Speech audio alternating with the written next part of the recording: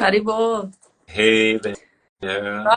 People are actually like a couple people are actually joining this. Did you say howdy, boy? Haribo. Say howdy. What's the proper response, Catherine? What's the proper response to howdy, boy? You would just say the same thing back. So Howdy, bol like bolo means chant or like speak this. And then so you're saying speak the names of howdy, Haribo. boy. So you say howdy, boy. You say howdy, boy. Yeah, like so if someone says Haribo, then someone will either respond back Haribo or they'll say like Hare Krishna or Hare Hare. Like they'll respond with some words. They'll either say the same thing like yes, chant the names, or they will just chant the names. Okay, howdy, howdy. So howdy, howdy. That was the okay response. Yeah, that's perfect. Wonderful, wonderful. How are you today? I am doing well. I just moved into a new office, so I've had like 3 people in here this morning, and it's been exciting. Um, Still getting situated though. Okay. How? You you said it's been exciting? Yeah, exciting being in a new office and new space, and people coming in, calling me yesterday, asking what time they can come in today, get started with some projects. Yeah. This morning we finalized our lease agreement, so it's just Beautiful, been exciting adventures, new space. beautiful, beautiful. So things are flowing. 100%. Yeah, Things are growing. Beautiful. Yeah. You sound excited, I am. you know? That's beautiful. And what have you been up to? Oh, so we just had a Qigong earlier. Nabiha and Louisa, they're both in here. They were here for the Qigong that we had this rising. And they usually are there. So we do it every day. That's one of the things that we do daily. And so that was a really good energy today that we got flowing as well. And I just did a meditation because I knew about our conversation. So now I'm feeling like this is going to be good information. So yeah. Um, do you have anything that you wanted to talk about, or do you want to kind of go in as we discussed, Yeah, talking about and podcasting and stuff? sure. We could just let it flow wherever it goes. You know, anything that you had off the top that you wanted to speak about, we can just go ahead. Yeah. So I wanted to talk a little bit about, I guess we should start with like kind of your journey, um, the message, or I guess we can say brand, as far as what type of content you're putting out there, how that transformed into you starting a podcast or social media channels and sharing that information with the uh, Okay. So how I started the podcast? like if your passion came first and then you started the podcast after, if a podcast is something you always wanted to do, how did you bridge these in your journey? How did these come together? Yeah, okay. How did it come together? How did the puzzles, fit the pieces? Cool. Great question. So I didn't always want to start a podcast. It wasn't something that I always wanted to do. It wasn't some ambition of mine or some goal of mine. It was actually just an idea. I was working as a telemarketer for a real estate brokerage. It was a company called Op City Realty back in Austin, Texas. And this was years ago. And it was 2018. And I remember that someone on my team, one of my team members, because they would break us down into groups at this company. And they heard me on the phones while I was talking to people, helping them with their homes and helping them, getting in touch with lenders and getting in touch with real estate agents. They were like, "Man, Jerome, you got a nice voice." And I was like, "Oh, appreciate that." He said, "Yeah." Somebody piped up. He was like, "Yeah, if you had a podcast, I'd listen to it." I was like, "What? What? What is a podcast?" I didn't even really know what a podcast was. Right. So, I started to do my research. I went on and I started looking up podcasts. Hey, what's going on? And that led me to discover that there was this thing on the block where people would just speak into their devices, and then other people would listen, and they were able to get messages out, get messages across. And they were already doing this for many years, but in different avenues. So when I started, the guy told me, yeah, there's this app. It's called Anchor.fm. And you just use your phone. All you need is your phone. I was like, no way. No way, that's it. He was like, yeah. So I downloaded it the same day, and I went into a grocery store, and I was in the parking lot of HEB. They have HEBs in Texas. And I just sat there, and I remember the first episode I did was called Harmony versus Discord, I believe. Harmony and Discord. And you can look back in the Open Palm podcast, and you can find the very first episode. I literally was sitting in my car in the parking lot of the grocery store, and I just started speaking.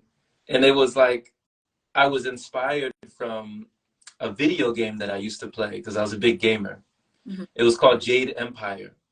And there was the way of the open palm and the way of the closed fist.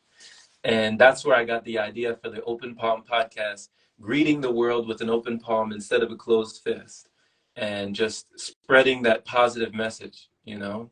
So that's where it all began. And like I said, it was just an idea, just a spur of the moment thing that started to catch on, started to take hold and gain momentum from there. Well, the Open Palm podcast definitely describes you as a person. You're definitely an open book, and everyone you meet, you're always bringing gratitude and blessings to everyone. You're full of happiness, and always encouraging everyone to take it easy, continue the journey, make it easier where you can, you know, relax into it, let the chi flow. So it's a perfect name. Just to bring it like slightly technical for a minute, practical, what platforms have you used, or what did you start on? So Anchor.fm is what I started on, and that platform, it actually blasted to all platforms. Okay. So all you do is you post it on Anchor, and it sends it to Spotify, it sends it to Spreaker, it sends it to Apple Podcasts, iTunes, and like everywhere that podcasts are played, it would spread it out in the same day. Yeah. Cool. And then you have like a linked tree, right? Mm-hmm. Is this also the same thing? No, the link tree was separate. So the link tree I put on my Instagram just to let people see what things are available that I put out. Like, for instance, I have a blog, I have a YouTube channel, and I have the podcast as well. So for the link tree, it's just kind of like it's the branches and leaves of the things that are me, the things that involve me, you know? So it's like, okay, somebody wants to go down this branch or down that branch. We have a link tree for that to put them all in one place. Right. So when you started this podcast, how did you first start coming up with ideas of what it is that you wanted to speak of, or wanted to do lives with or interviews with? How did this develop? Very organic, you know, same thing that we developed, very organic. You know, you and I came together, it was very organic, very natural. It wasn't like forced, it was just natural. It was like, wow, okay, awesome. You know, and then we, you know, took that journey together. It was it was like, there was nothing forced. It was just natural. Okay, cool. We're going this way. Let's go that way. Hey, how about we do this? So on my journey, in my travels, whenever I'm walking, I'm always looking for a story. Not always consciously looking for a story, but subconsciously, I think I've been trained, or I have kind of ingrained myself to find the story in every day. And there's a story in every single day. Everywhere that we go, some energy flows everywhere that we go. And when I come in contact with a person that might be a stranger on the street, when I meet a new face, or somebody, you know, will speak, that's like the energy that is reaching me that can reach another person. So I allow myself to be a conduit for that energy to come through me, to pass through, to touch somebody else, you know?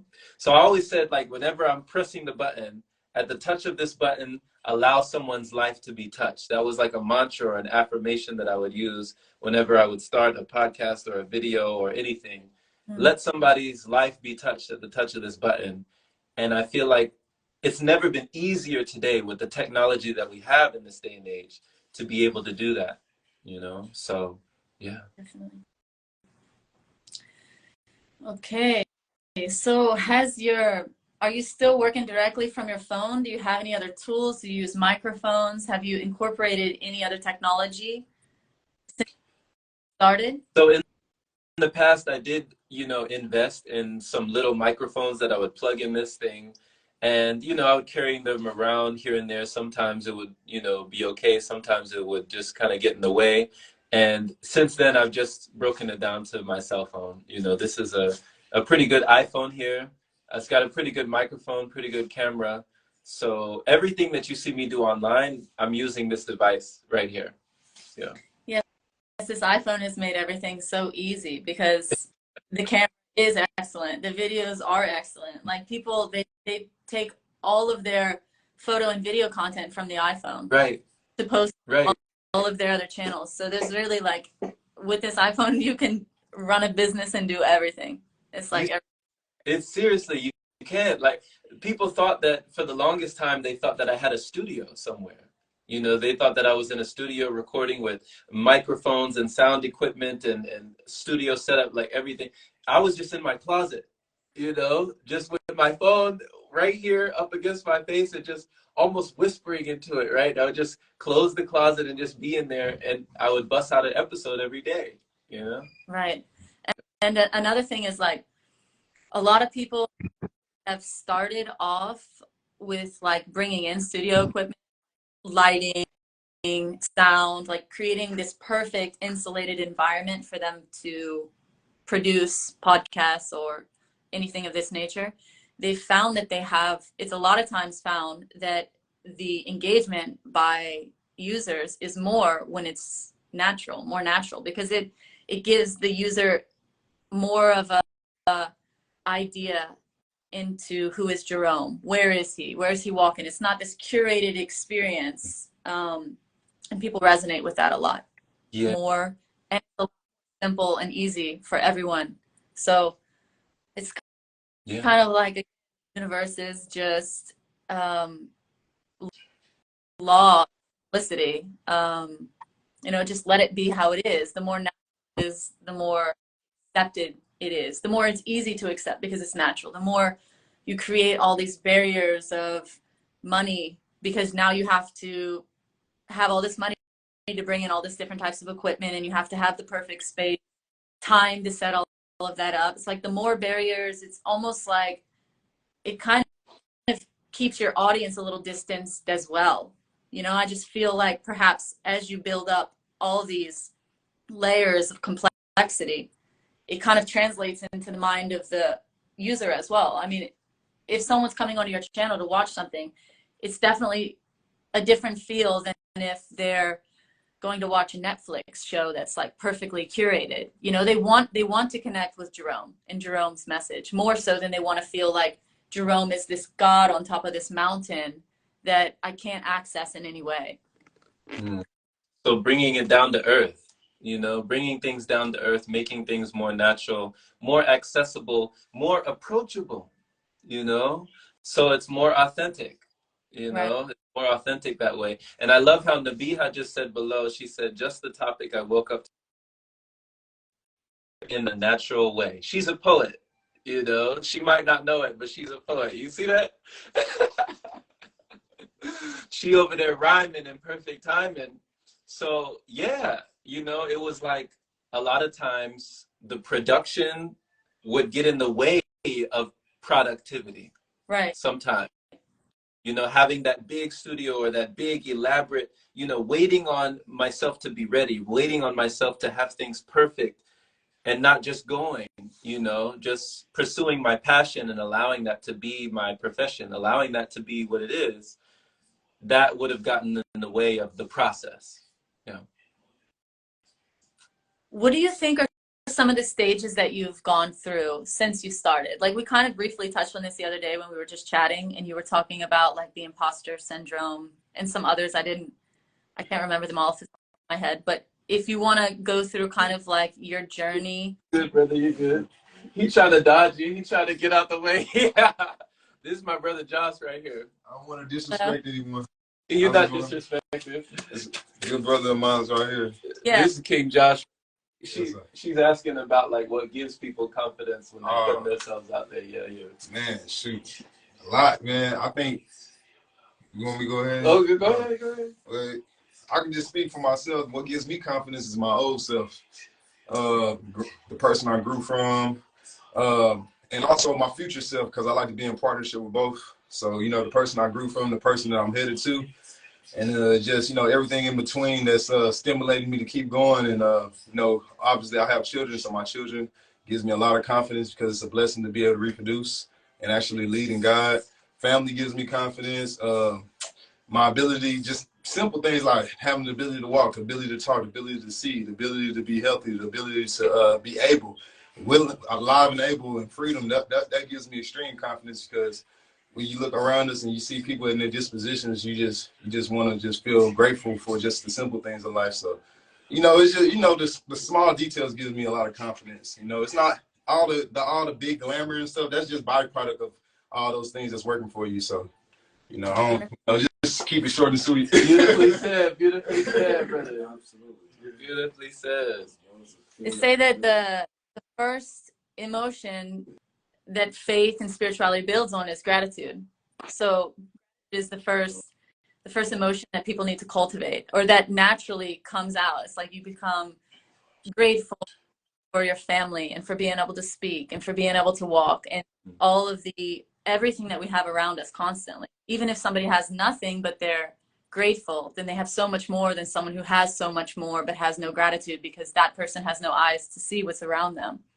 Exactly. Yes. You got it. Yeah. So giving you the eyes to see, you know, giving you the ears to hear, giving you the heart to feel, you know. Right. So how did you feel about that last question? Did you want to go into it a little bit more about just like the different stages that you went through while you had your since you've started your podcast? Or if you feel like we've kind of covered that, then we can move on. So some of the stages, now when you say stages for me, do you mean stages of my development with coming into my own voice, or my development with coming into that confidence, like we just spoke of, that confidence? I would say that probably both intertwined, because your voice has been developing the same while that your confidence has been developing in the character, which is developing your character, which is also developing in the way that you can articulate your message, in being on a platform like social media where there are other people who are experts speaking on the same topics, and kind of how you felt about putting yourself out there when there were people that perhaps you felt were way more qualified or maybe less qualified, and just kind of how you, if you had any type of like comparison dilemmas, or feeling that perhaps you're talking about a topic that has been chewed over so many times, or maybe you're not an expert in, you're still trying to figure it out. Like how would you describe that process of your journey? Yeah, beautiful question, Catherine. Beautiful question. I love how you just really articulate these things. And I want to make sure that you can see me and hear me clearly. It was a little fuzzy for a second. Can you hear me okay?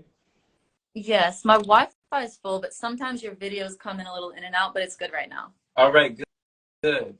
So, you know, somebody once told me, a mentor of mine, and he was saying, you know, some people just want to hear the same thing from the same person, right?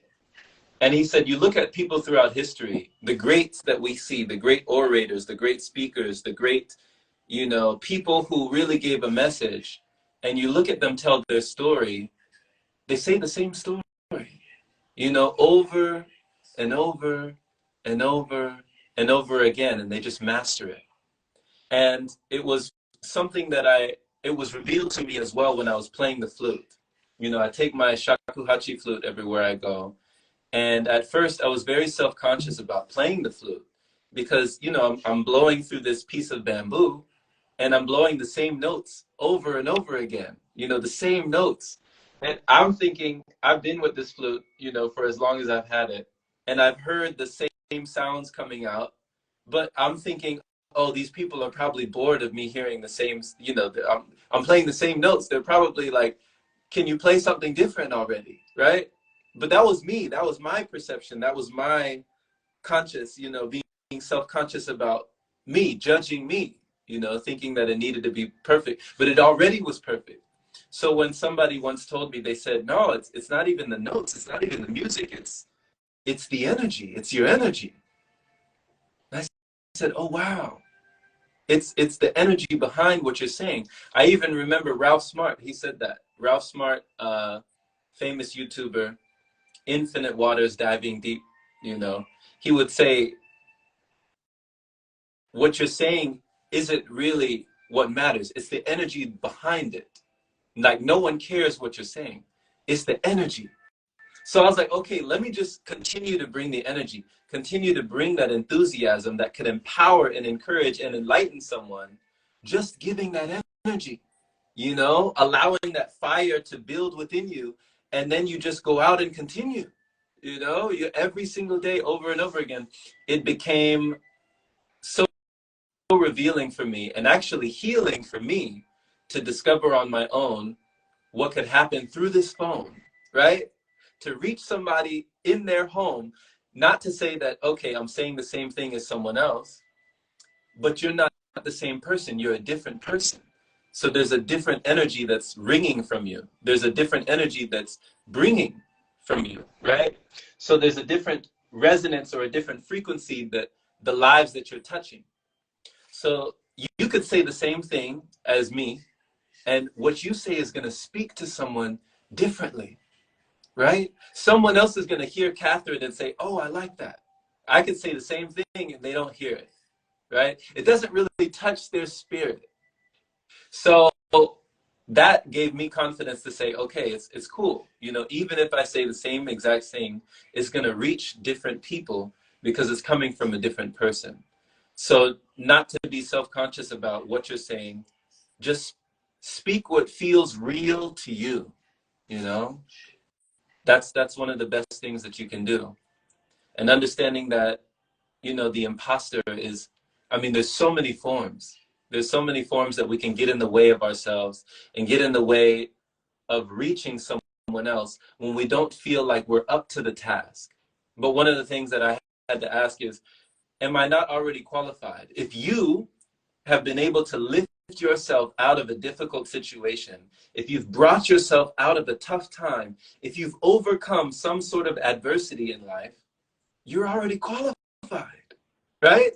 What else are you waiting for? You know, you wait permission. Like someone needs to come and tell you, okay, now you have that plaque on the wall behind you.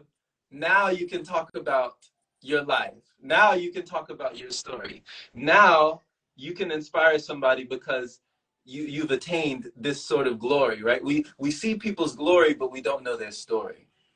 And no one would ever know my story if I never opened up my mouth to speak it, you know? So it will always reach someone who seeks it. Thank you. Thank you for asking that question. Yeah.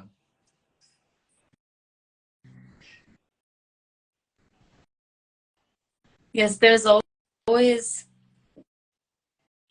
like different thoughts that I've had through my journey so far. Is like sometimes if I think, oh, well, that market's saturated. Well, there's always untapped potential in any, we'll call it market, but just really in the population of people who are just getting started in there. Like say there's 500 people in the US who are breatharianism right now. Well, next month there will be 50 more people. And then the next month there will be 50 more people that are just completely new. And these numbers are obviously small, but people who are just getting introduced for the first time, who are coming, people who are just starting business, people who are just starting podcasts, people who are just becoming interested in a new topic or idea. So after that, it's really, as you said, just you bringing the message with your energy and them resonating with that.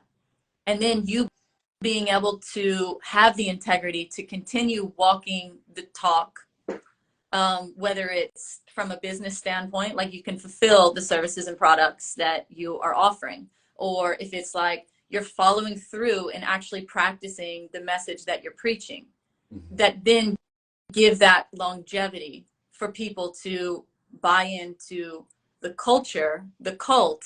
Cult is just a culture.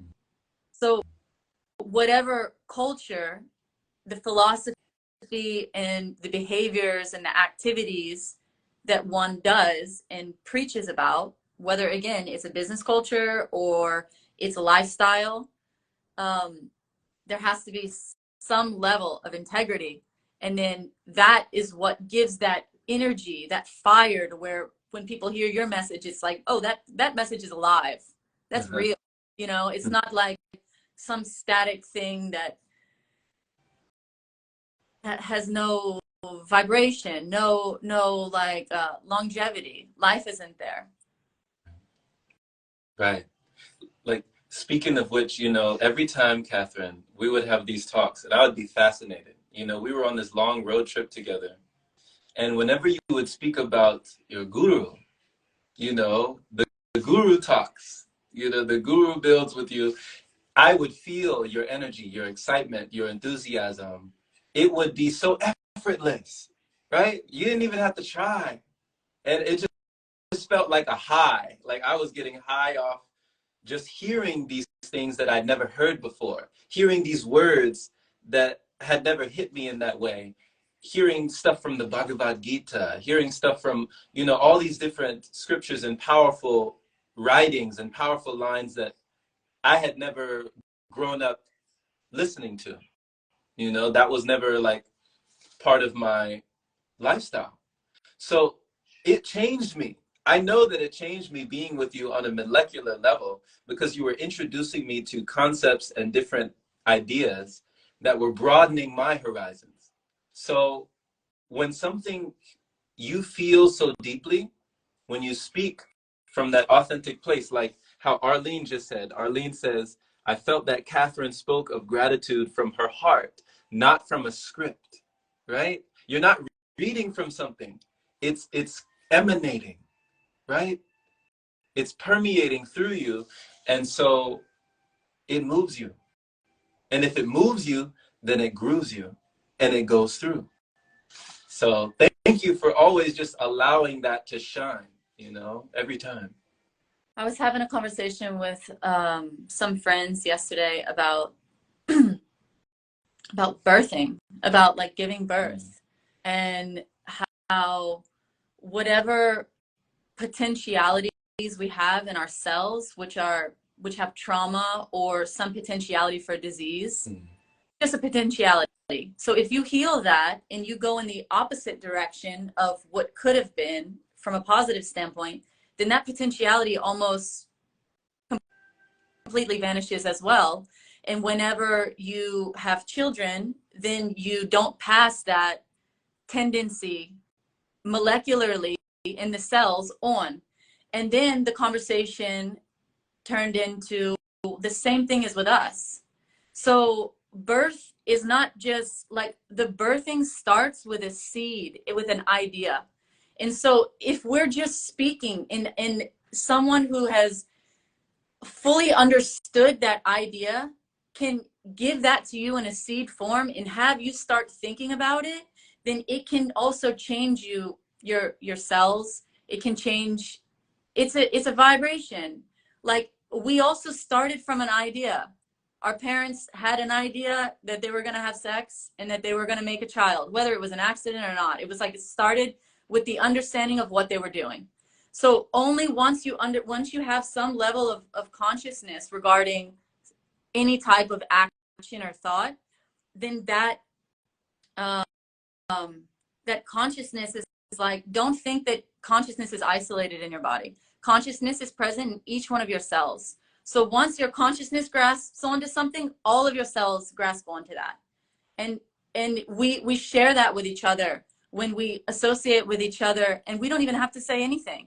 As much as you've healed, that much you give that healing vibration to another. It's beyond words. Words is just like a particular medium through which we can logically express in language how we feel and how we see. But if we became so in tune with each other, we could just look at each other and we would laugh because we understand that we're both seeing and thinking the same thing, you know? And guru, like for instance, how you said that, like whenever I would speak of my guru, it was like you would feel, because they're fully conscious. So even me remembering them, it's like gives me consciousness. Like that's why you sit to meditate. But if you're sitting to meditate and you're meditating on nothing, will that have the same effect as if you're meditating on something, and that something is fully conscious and powerful and knowledgeable and eternal and blissful? What would give a better result?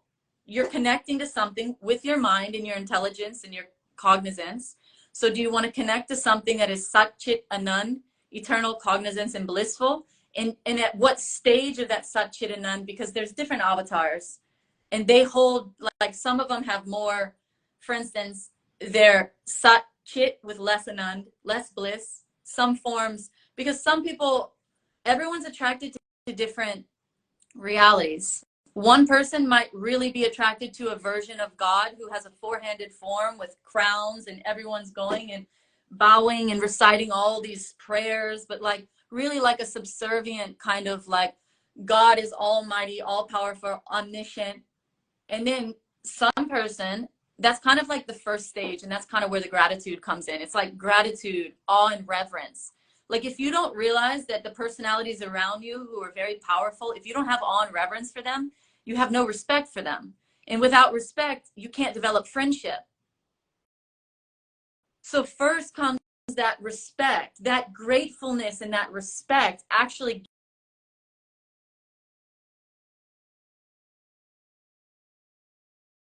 develop a more intimate relationship with that personality, whether it be that that I see them as my friend, as my beloved, as my son. Because the same way that we have relationships in this world, great personalities have these types of relationships with God. It's a very intimate relationship. But before they got there, they had all this awe and reverence. And then guess what? After they mature this sweetness, this intimate mood, the awe and reverence goes away. Now it's just sweetness. Because sweetness is so much more tasty. They always give the example of like the president of the United States. All day everyone's saying like, oh, Mr. President, come this way. Mr. President, come this way. Mr. President, do you have everything, Mr. President? Here's this, here's that. Everyone's Mr. President, Mr. President, and he's acting like he's Mr. President. And then he gets home and he's late, and his wife says like, hey, why are you late? The food's cold. Sit down, eat your dinner. She's not treating him like Mr. President. And then his like daughter or son is pulling on his pants leg like, Daddy, I want to play horsey. Like, get down. He like gets on the ground and starts walking, and child's on the back like pulling his hair. And this relationship that he has with his wife and his children is so much more sweet than everyone calling him Mr. President all day. So I don't know if we've really left topic or we're in flow, but this is, you know,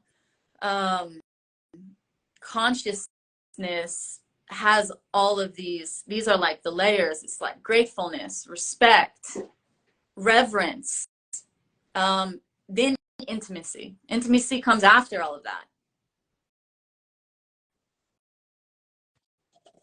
You know, one of my friends, and that was beautiful, by the way. Thank you for that, Catherine. You know, thank you for breaking all of this down, because when you say that word intimacy, one of my friends said, intimacy is like, into me I see. And what does that word kind of feel for you? How do you feel when you use that word intimacy? And do you feel like it's ever been used incorrectly, or how do you see it more deeply? I feel feel like it's not like, okay, regardless of how I feel, the world that we live in, everyone is experiencing this world through their senses in their mind. So as much as the senses in the mind have matured to where your internal senses can awaken, as much as your external senses can be controlled, not restrained because you just want to like control yourself, but to awaken your internal senses.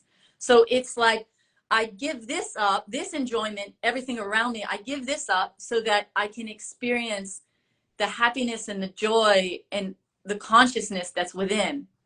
And with that comes so much connectivity to the entire world and to God and to all your brothers and sisters and all living entities. But that only comes once these internal, because like through when your internal senses awaken, compassion, honesty, patience, ability to give everyone respect and honor, ability to not expect any respect and honor, all these things, which are all these layers that keep us from being able to be natural. As soon as we start to progress in anything, the first thing we do is think everyone needs to respect us. If they don't respect us, they can go. This is like, if a person is truly making progress, then humility is coming. Then continually giving respect, kindness, compassion, like tolerating power, even if people are like abusing you in any type of way. The ability to not be like, for instance, on the ocean, there's so many waves on the top. It looks like the ocean is so disturbed, but if you go a few feet under the water, everything is still. So it's kind of like that. It's like once your internal senses awaken, it's like you have this stillness that even though all this stuff is going on the surface, it doesn't disturb you. And it's not, it also doesn't mean that you're not aware of it. You have awareness, but you're not internally disturbed. You have your equilibrium regardless.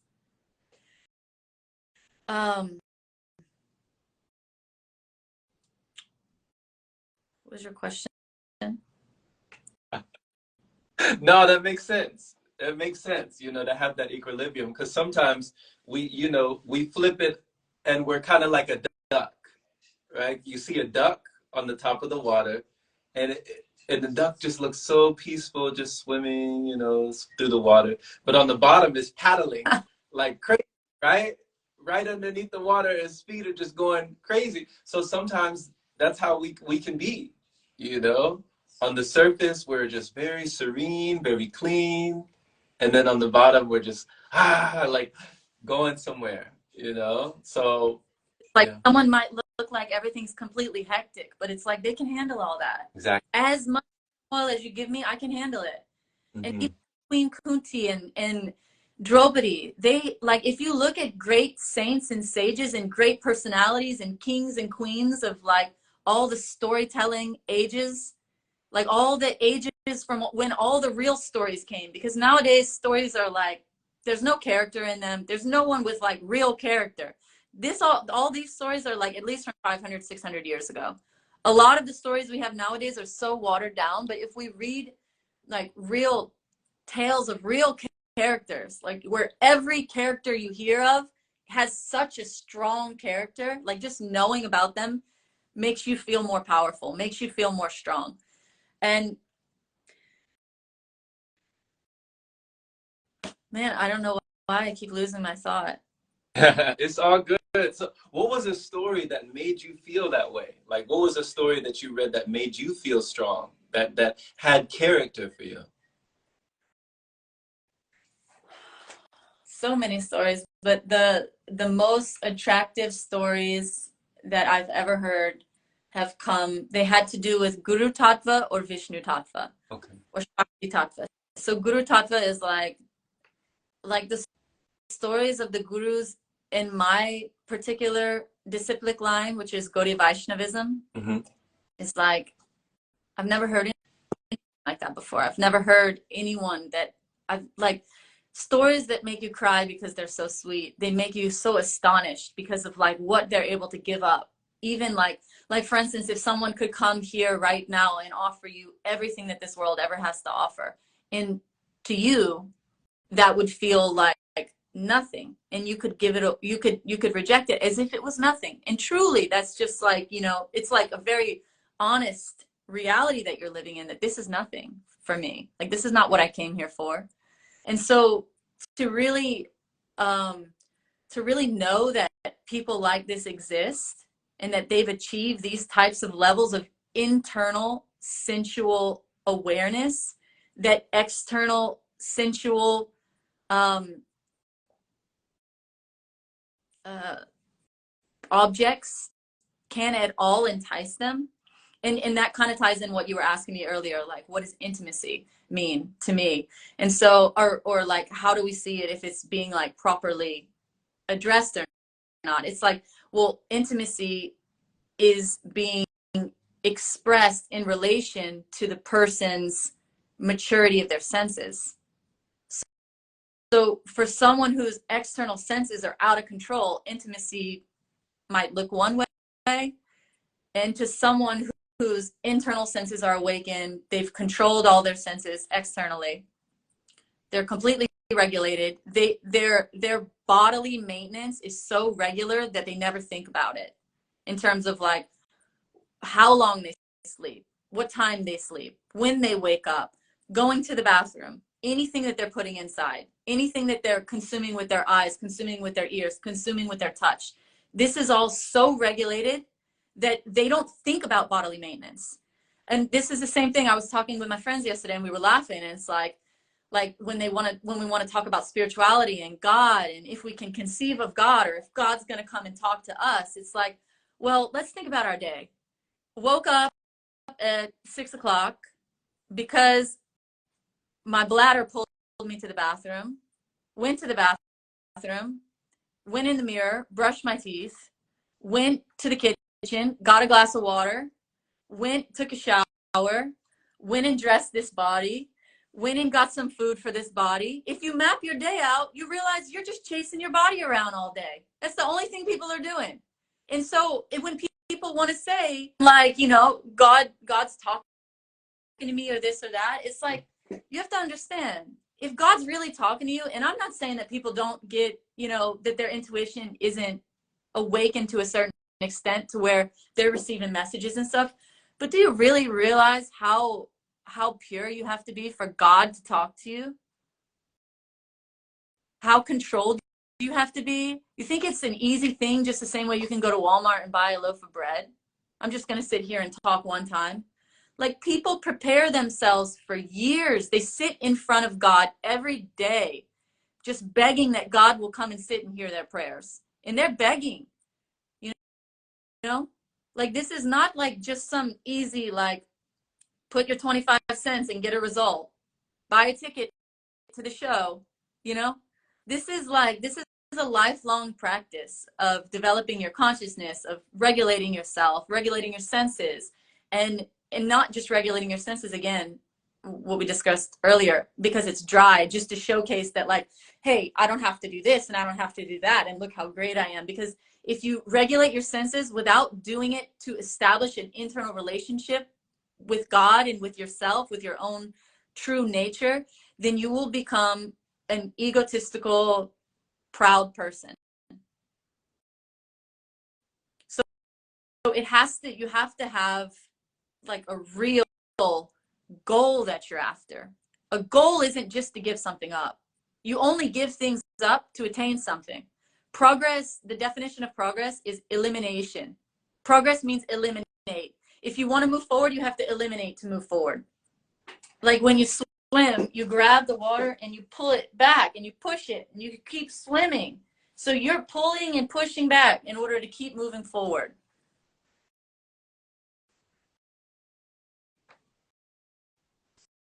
This is speaking right now. You know, people are getting chills. You know, like people are right here. They're expressing themselves because they feel what you're saying.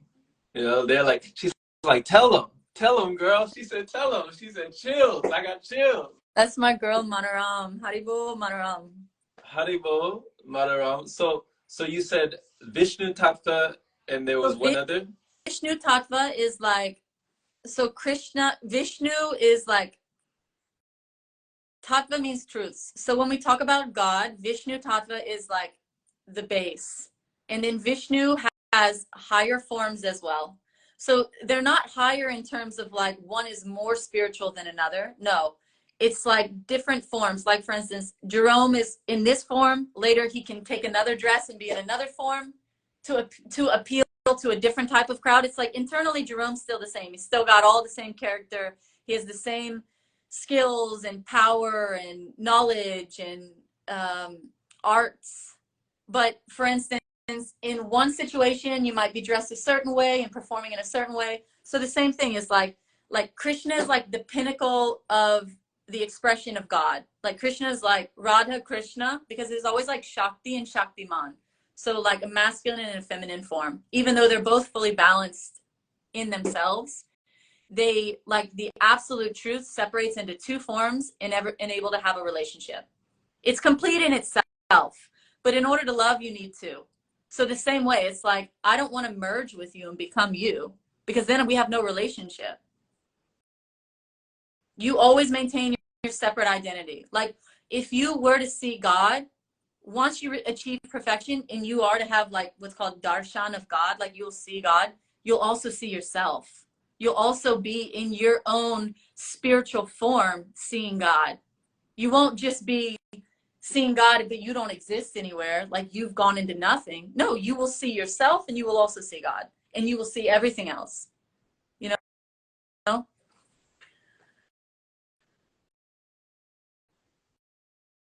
I'm just digesting all this, you know. This is beautiful. This is what I'm talking about. You know what I mean? Like, this is not the knowledge that I learned in college, right? Like, they didn't teach us this. I've never come across this conscious curriculum, you know, and I wish that I did, because I wonder how I would perceive life or how I would receive life had I learned these things early on, you know? So thank you for this. Like in Bhagavad Gita, it describes like the first stage of yoga is buddhi, intelligence. Like the Buddha, this is like your intelligence. So this, just knowing what is what, like knowing what is consciousness, like knowing who is God in all the different stages, knowing what is Shakti Tattva, the truths of Shakti, knowing what is Guru Tattva, knowing what is Maya Tattva. Maya is this world.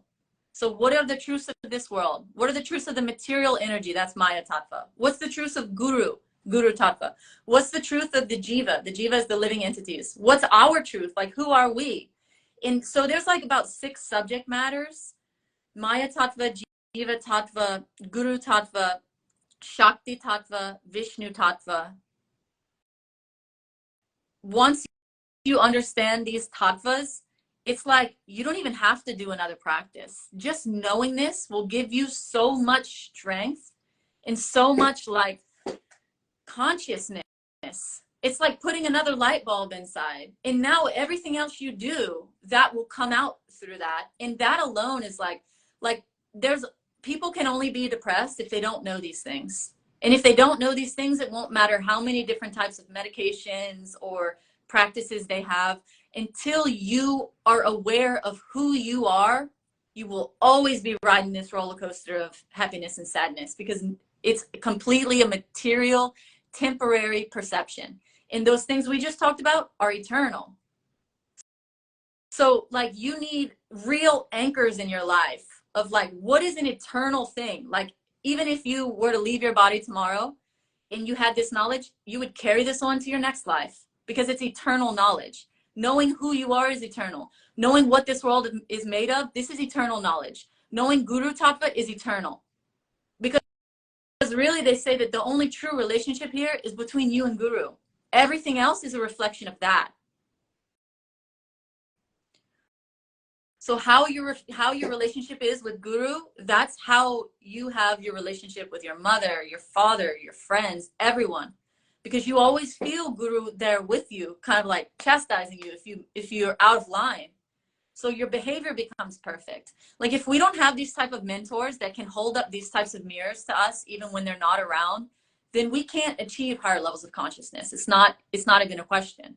Because even as much as we know, we need that mirror to constantly be a guide, you know? And there's only so much that we can do that for ourselves without For instance, we can do that to ourselves as much as we know. But what about all the stuff we don't know?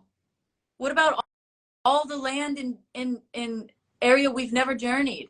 Because in the Vedas, Veda in Sanskrit means knowledge. The Vedas contain all the knowledge of the material and spiritual world.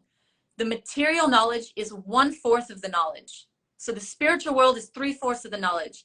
Now consider how much you know about this material world. How much do you understand about a star exploding? How much do you understand about the currents in the ocean? How much do you understand about clouds and the falling of the water and evaporation and condensation and relationships and politics? These are all material sciences. How much do we understand about that? And then consider that as much as we understand is only 1/4 of the knowledge and 3/4 are of the spiritual world. How much do we understand? So who's going to guide us and teach us all these things? Yoga means seer. Who is seen? It means the seer and who is seen. So to make connection in yoga means the seer, like who is to be seen should be seen by the seer. So we are to be seen. And who are we to be seen by? We're to be seen by Guru and God. And we can only be seen by them when we come in front of them with gratitude, with respect, with reverence. And then through that, we develop an intimate relationship with Guru, that they feel like our friend, that they feel like our well-wisher, that they feel like our mother and our father and our best friend, you know, like all of this, like, and then once that intimacy is established, it's like wherever you go, you can feel them with you. And even before that intimacy, because the power of gratitude is not small. Even being grateful for something, for someone or something, will make their words and make their perception, it keeps them with you. If you're not grateful for them, you'll forget them in 5 seconds. When you're grateful, it's like their words reverberate a lot longer. They'll live inside of you because you gave them a platform of your gratitude, gave them a platform to sit on. And that gratitude is the base, so it can develop from there. When you're grateful, that gives you the platform to develop more respect in that. So the gratitude, what it does is it gives you a platform to give them more attention. I'm looking at you more because I'm grateful that you exist. And as you look more and pay attention more, you become more aware of their qualities, what they're truly made of, which will give you a lot of respect for them.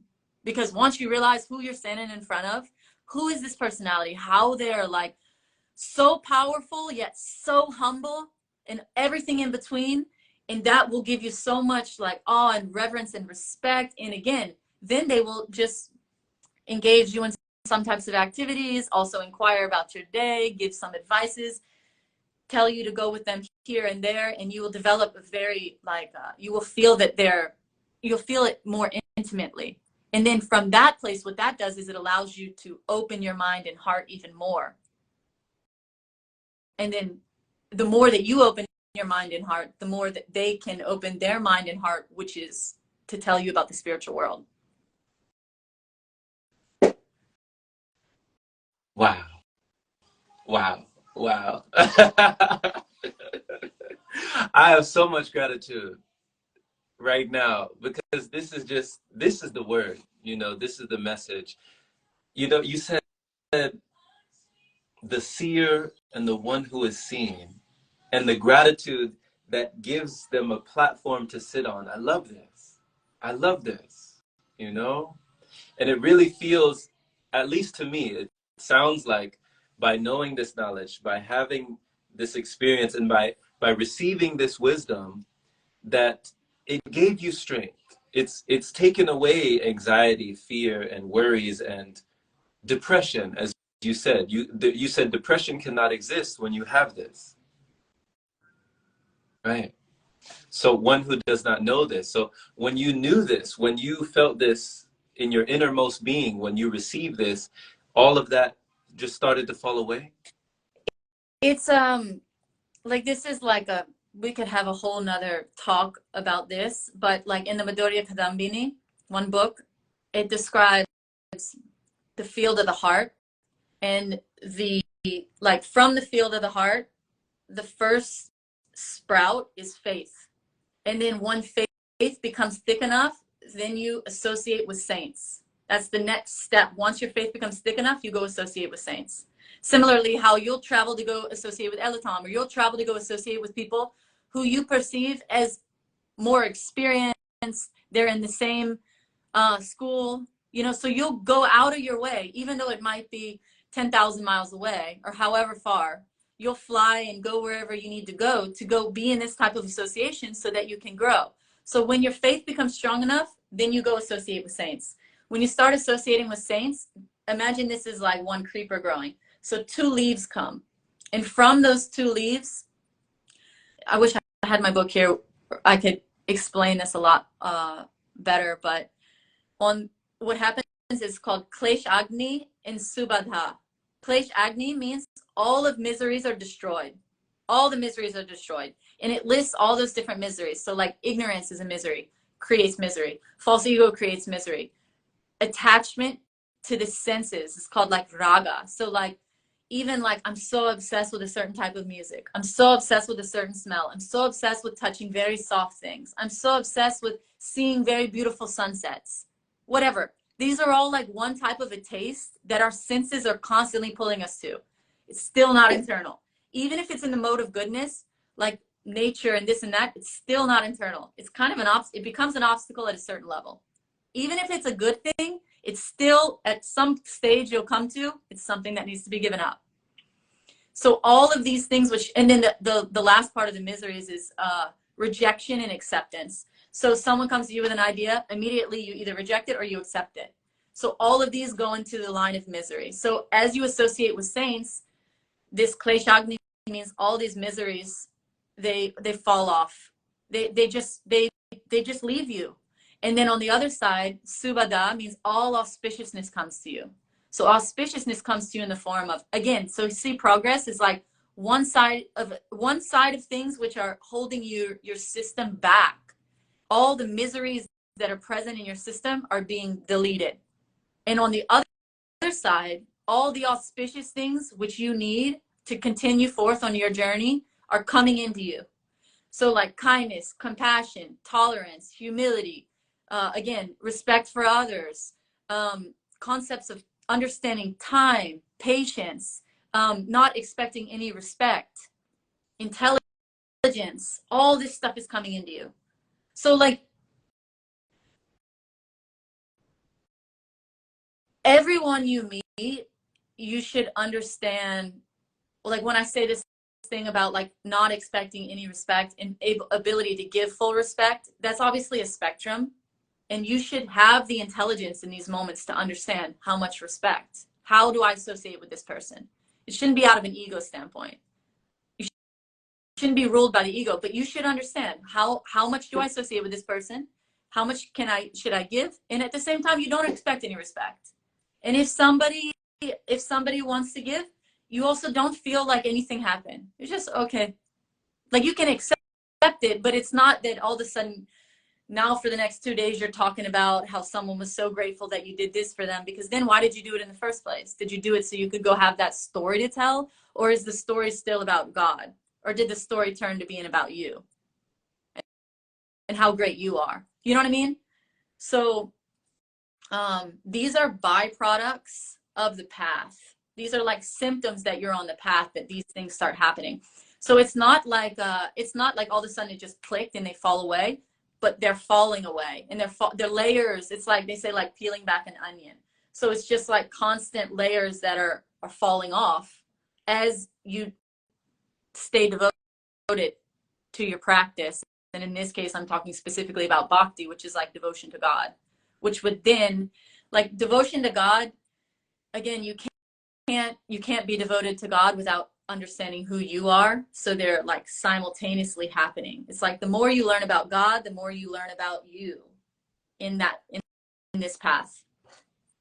But it's not isolated, because who does all the strength, and who do all the qualities, and who do all the skills, and who does all the consciousness, and who does the ocean of bliss, and who does all this come from? It comes from God. So to separate yourself from God and just think that I'm going to become self-realized is an illusion. it's like it's a false philosophy. It's not even possible. Even though there's thousands of people that follow that path, it's not even a reality. Like, you can't find one person on that path, even the leader of the path, Shankaracharya himself, that has actually achieved that state of being.